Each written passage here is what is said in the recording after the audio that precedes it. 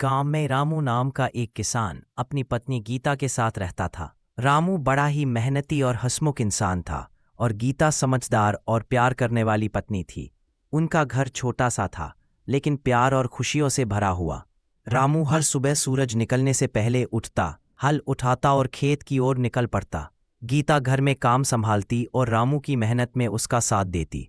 रामू हमेशा नई चीजें आजमाने में विश्वास करता था। एक दिन उसने देखा कि गांव के अन्य किसान नई तकनीकें अपनाकर अच्छी फसल ले रहे हैं, जबकि वह पुराने तरीके से ही खेती कर रहा था। उसने गीता से कहा। गीता मुस्कुराई और बोली, तुम हमेशा कुछ नया सोचते हो। चलो कोशिश करते हैं, लेकिन मेहनत ज्यादा लगेगी। रामू और गीता ने मिलकर खेत की तैयारी शुरू की।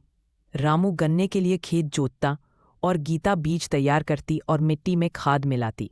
शुरुआत में कई मुश्किलें आईं। गन्ने की जड़ें कुछ जगह सूख गईं। गीता ने रामू से कहा, धैर्य रखना चाहिए। फसल जल्दी नहीं उगती, मेहनत का फल धीरे धीरे मिलता है। रामू हंसकर बोला, कह रही हूँ, मेहनत और धैर्य से सब कुछ मुमकिन है। कुछ महीनों बाद रामू और गीता की मेहनत रंग लाई। गन्ना हरा भरा और लंबा हो गया। गांव वाले उनकी फसल देखकर दंग रह गए। चलो उसे पूछते हैं, पड़ोसी बोले। रामू भाई, यह कैसे मुमकिन हुआ? रामू मुस्कुराया और बोला, मेहनत, धैर्य और थोड़ी नई सोच का कमाल है। साथ में पत्नी का सहयोग भी जरूरी है। रामू और गीता केवल अपने खेत की ही नहीं, बल्कि गांव वालों की भी मदद करते।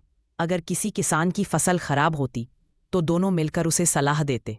हार मत मानो, मेहनत जारी रखो।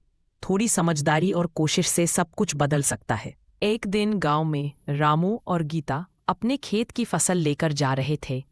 तब उनके पास एक बच्चा आया। पूछा, रामू अंकल, गीता आंटी, आप दोनों इतना सब कैसे उगाते हैं? गीता ने मुस्कुराते हुए कहा, अगर पति और पत्नी मिलकर काम करें तो कोई भी मुश्किल काम आसान हो जाता है। मेहनत और प्यार साथ हो तो सब कुछ संभव है। और इस तरह रामू और गीता की मेहनत, ईमानदारी और प्यार ने न केवल उनके खेत को हरा भरा बनाया, बल्कि पूरे गांव को प्रेरित किया। दोनों अब सिर्फ किसान नहीं, बल्कि गांव के प्रेरक और